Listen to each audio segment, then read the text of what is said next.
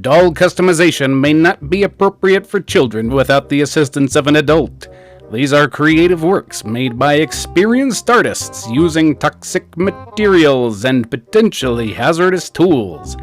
These include chemical aerosols, knives and razors, cutting tools, skin and eye irritants, such as clays, glues, and acetone, and especially paints and glosses, indicated to contain carcinogens.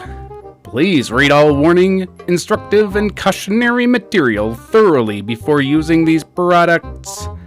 Viewer discretion is advised. Do not allow your children to emulate these projects without adult supervision.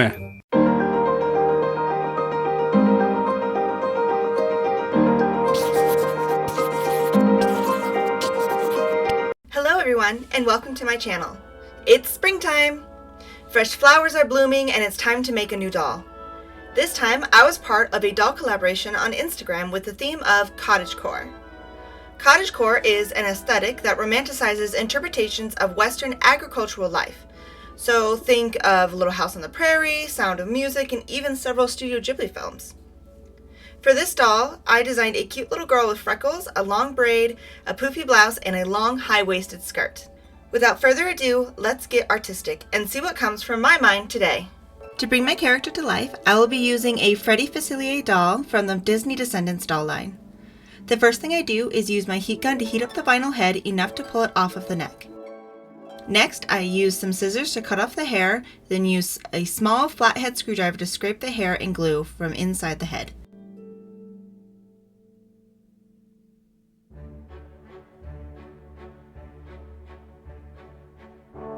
After pulling the rest of the hair out of the head with tweezers, I use 100% acetone to wipe off the factory face and painted scalp. It's fun to try and get the eyes off in one swipe. Once the face is clean, I take my Mungyo soft pastels to blush the body and face. I use reds, browns, and some yellows to bring the plastic to life. I blush the shoulders, wrists, elbows, stomach, hips, and knees of the body. The face then gets a healthy dose of blushing on the temples, nose, and forehead.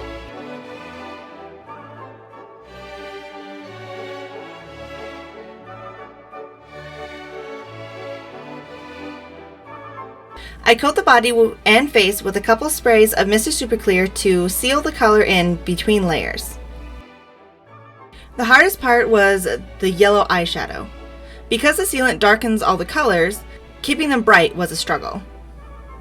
I mapped out where the eyebrows will be with some brown soft pastels and evened them out before sealing it and moving on to pencils. I chose this doll for her smiling face sculpt and complexion. When I'm designing a character that I know I will turn into a doll, I try to think of the dolls I have in stock so I don't feel the need to go out and buy a brand new doll to take apart. Jointed dolls have become so elusive nowadays, and my local stores don't carry very high quality ones that aren't Barbies. To all my fellow doll artists out there, what do you do? Do you design your dolls based on the dolls you have, or do you find new dolls based off of your design? After getting the eyebrows how I like them and adding some blush and lip color, I spray the face with Mr. Super Clear and wait 30 minutes to start the next layer. Layer 2 is really just adding the same colors to build up opacity. I also add in some highlights along the cheeks and bridge of her nose to give the face more dimension. Some people explain this part like applying makeup, but since I don't wear makeup on a daily basis, I just follow along with makeup I think would look nice on the doll, or I reference a lot of my favorite doll artists to see how they do their face makeup. When I feel I've built up enough color, I will spray Mr. Super Clear again and wait another 30 minutes.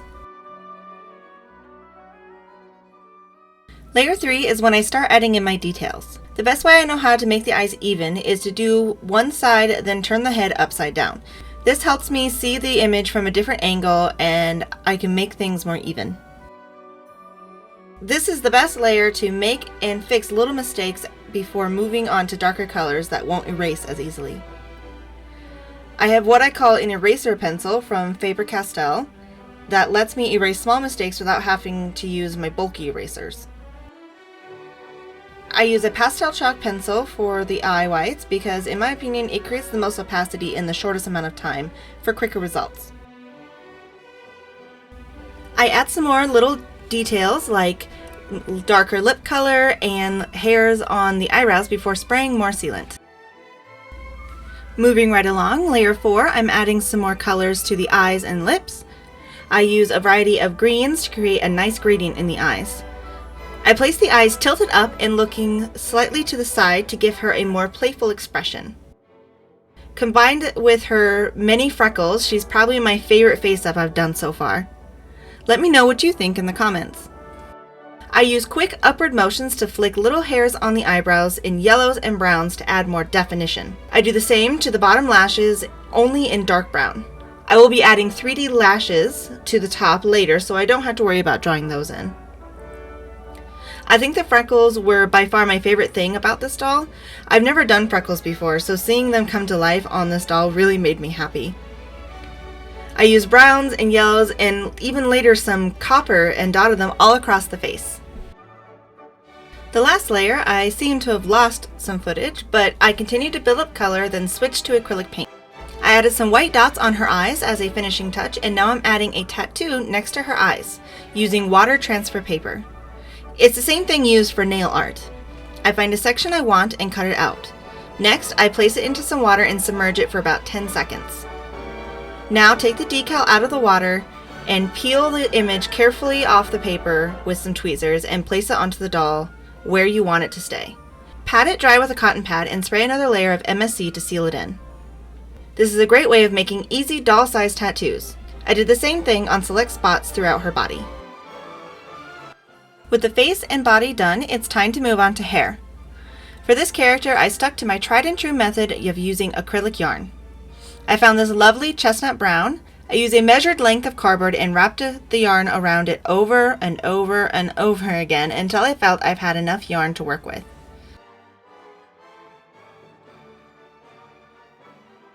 Next, I cut one side of the wrapped yarn to make chunky wefts. I decided to reroute this doll, so I unraveled the yarn into individual strands. I later found some lighter brown to add some highlights to the hair.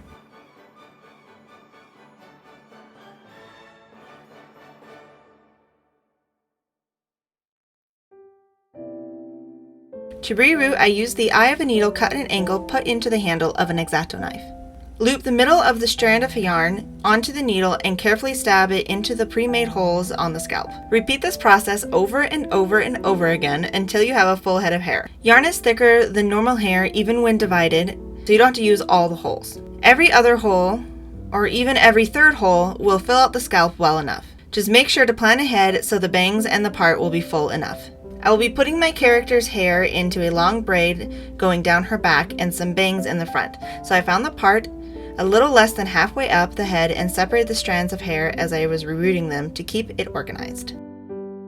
Once the hair is fully rerouted and separated, I tied off the two ends and squeezed some Fabri-Tac glue inside the head. Make sure to cover all the hair inside because we need a strong bond for the next part. Once a sufficient amount of glue is inside the head, set it aside to dry for at least a day. Now that the glue is dry, take a pet brush and start brushing out the hair to get it ready to straighten. I chose to only brush and straighten the bangs to give the braid a more natural wavy look.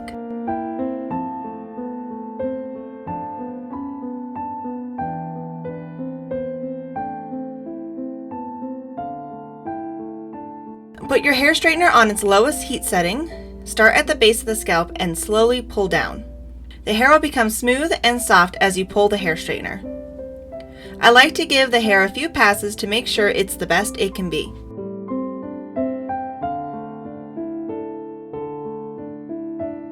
After the hair is straightened, I use scissors and an eyebrow razor to cut the bangs to length. The eyebrow razor is useful for layering and feathering. I also took some hair gel to style the bangs.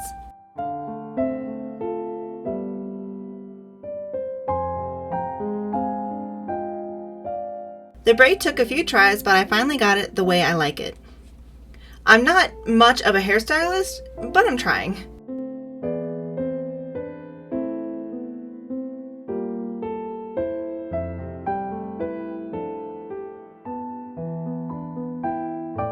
If the hair is too bouncy, you can flatten it by heating a metal butter knife with your straightener and pushing the hair down flat.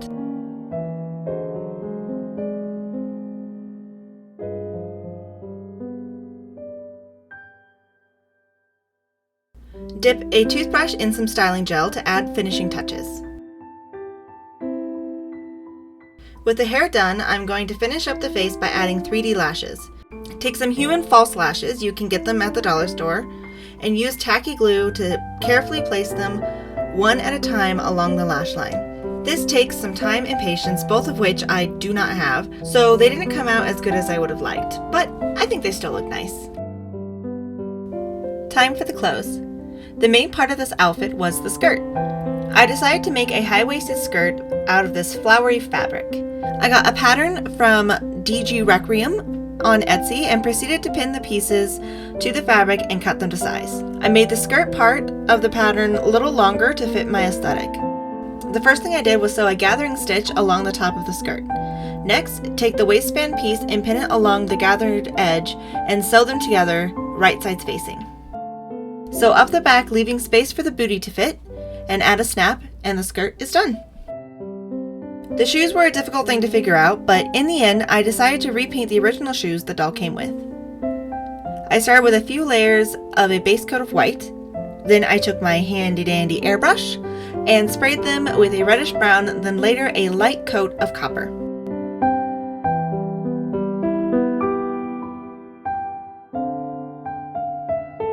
The shirt was thrifted from a Barbie outfit pack to speed things along. Just one more thing to do, and that's the flowery hat. I found a pack of small doll-sized straw hats at a yard sale some years ago and knew they would be adorable, all decorated with flowers. I found some cloth flowers as well as a few selections of fake flowers and leaves from my local Walmart. I first add a light purple ribbon around the bridge of the hat using tacky glue. This stuff dries clear, so to make sure the ribbon stays on, I use my finger to spread the glue all along the top of the ribbon. Next, I take a couple of cloth roses in colors that match and sew them together, then sew them to the hat.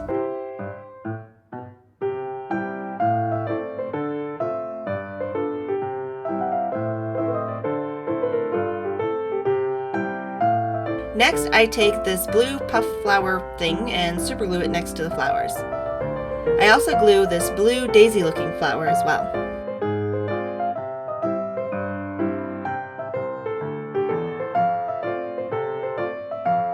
The last thing I add to the hat is this purple bow that matches the ribbon. I sew it to the hat and use a pin to place it nicely on the doll. And with that and a couple of tweaks here and there, my Cottagecore doll is done.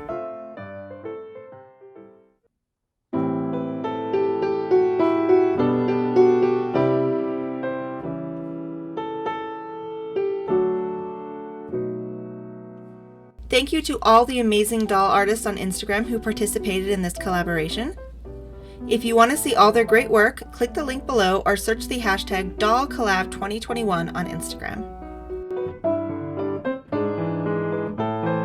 When I was taking pictures of her, there was just way too many to choose from, so I hope you don't mind the long slideshow.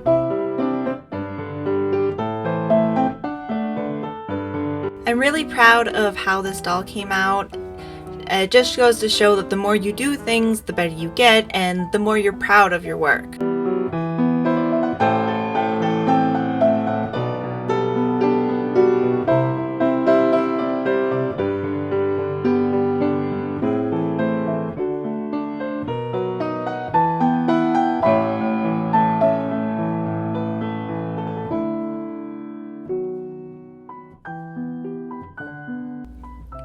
Thank you so much for watching. I hope you enjoyed it. Don't forget to like, share, and subscribe. If you have any suggestions for future videos you want to see, leave them in the comments below. Thank you again, and I'll see you next time. Bye-bye!